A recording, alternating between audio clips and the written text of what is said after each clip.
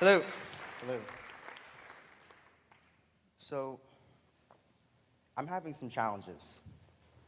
I'd like to sort of take the next few minutes and walk you through my thought process and sort of the things that I've been thinking about for the past few months, and hopefully we can arrive at some place where we can have a conversation and move forward. I've been lucky enough and privileged enough to be able to work with social justice organizations from a very young age.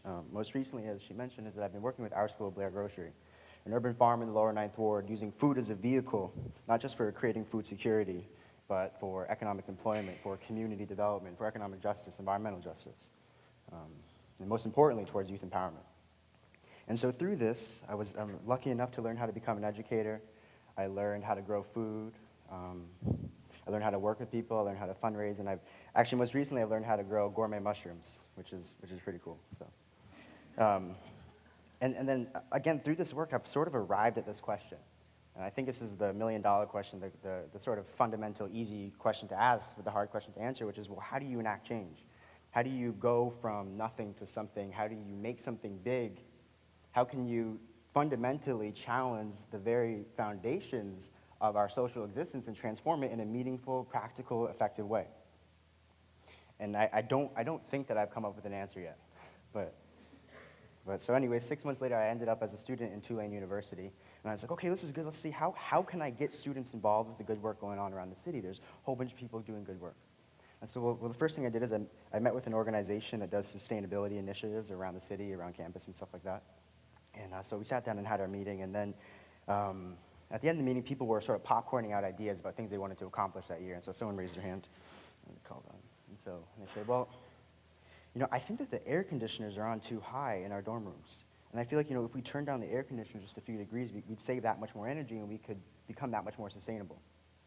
And then someone else raised their hand, like, oh, man. And so they called and I was listening.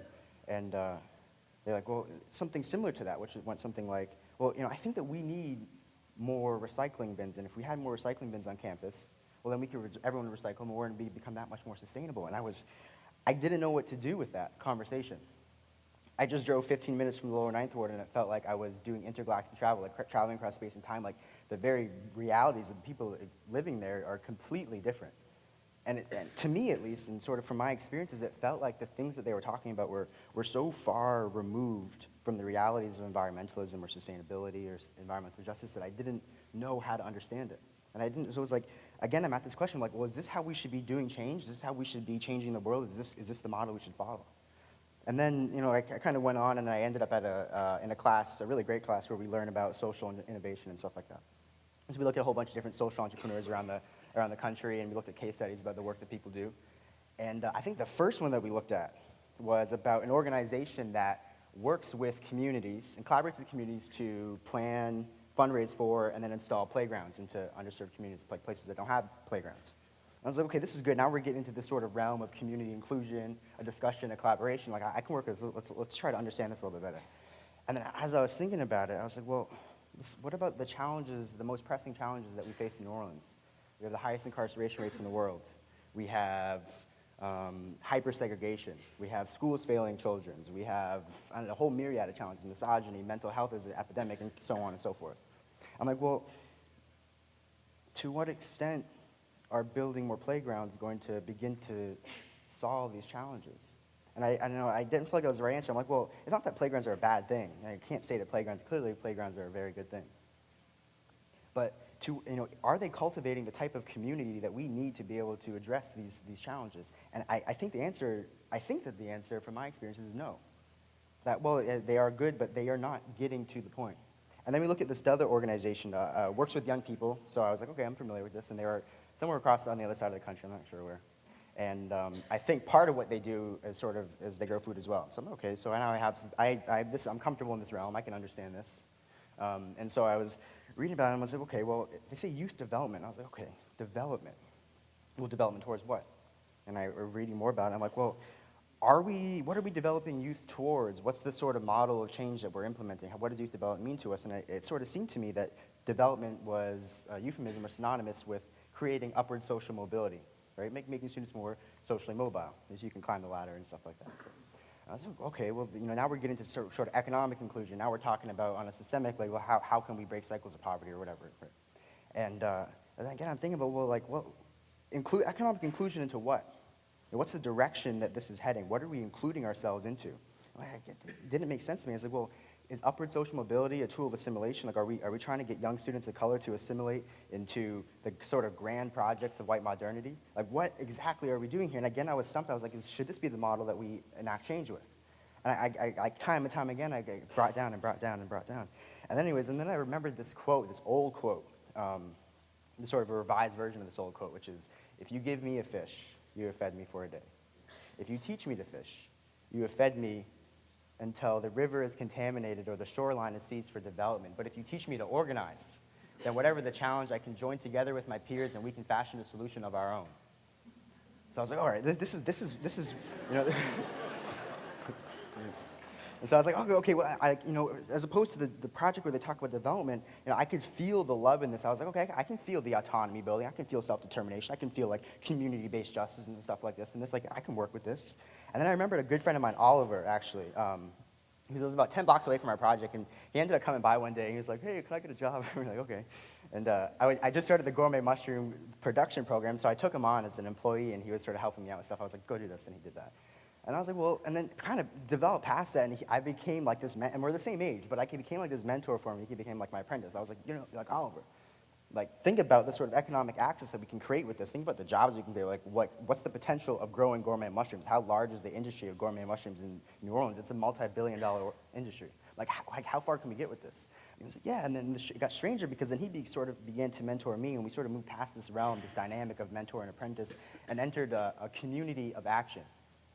I call it like a community where we're talking about, we have shared language, shared understanding, shared goals, and we're talking about the same thing. Like, how can we grow more mushrooms? How can we make more food?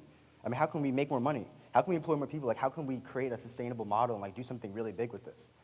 And I was like, this thing, like, this is my answer. Like, how can I spread this? How can we do this at Tulane? Sorry, that's gonna be all. So I was like, I stumped again, and then I realized that, so Tulane has like this whole program where you need to have service learning credits. I was like, oh, this is cool, this is exactly what I want. So I found a class that has service learning credits, and we went down to the farm one day, and we did it, and I was like, this is it, this is the model that I'm looking for. We have like students from across the city working with adults and young children and little kids and everywhere, and people are like trying to do something really good. I'm like, this is it, found it. But then the challenge came up is that 20 service learning credits later, 20 service learning hour credits later, is that the project was up. Like, no need to come anymore. And I was like, well, we had something good. Now it's a little bit less good. How can we work through this? Should this be the extent of university involvement in communities? Should this be the way that we conceptualize what it means to do justice? Is it something that we do from 10 a.m. to 2 p.m. every Saturday? Is it something that we do once a year? Is it a 20-hour thing? Is it a 40-hour thing? Is it a 60-hour thing? Or maybe it's a concept that we can't quantify. Maybe it's about identity building and about doing justice as a sort of self-identity and how we relate to each other and how we relate to ourselves and how we act.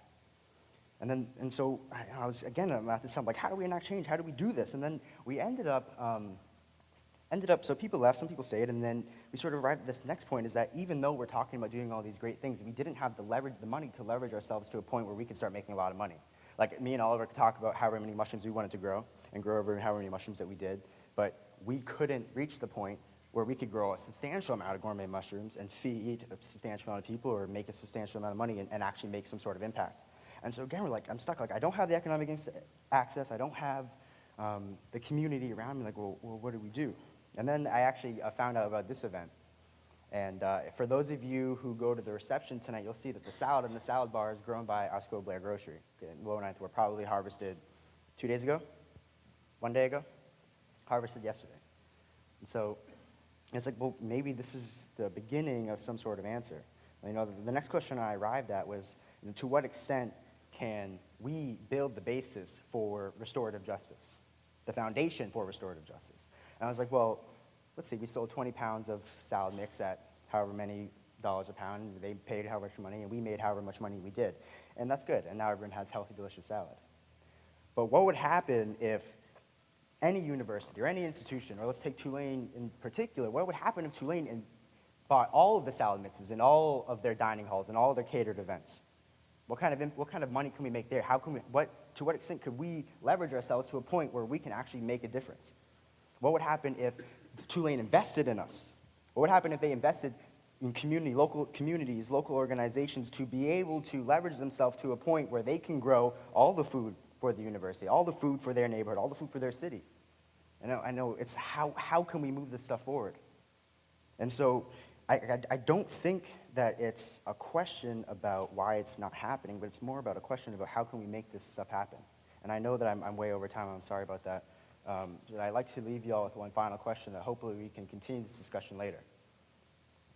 So we know that we have the ideas about how can we build, how can we become the basis for restorative justice, but before that I think there's an economic question, which is how can we leverage large institutions? How can we leverage Tulane? How can we leverage anywhere? How can we leverage them to catalyze, to become the beginning to, like the Big Bang, like push out, like how can we make, how can we leverage large institutions to catalyze the beginning of something really, really powerful? Like what would that look like? And I think we had a fantastic speech at the very beginning, and like, what would that actually look like? Could we have community involvement as well as higher education and all this stuff together? What's it going to take to get universities to start to buy all their salad mix from local farmers? So thank you for your time.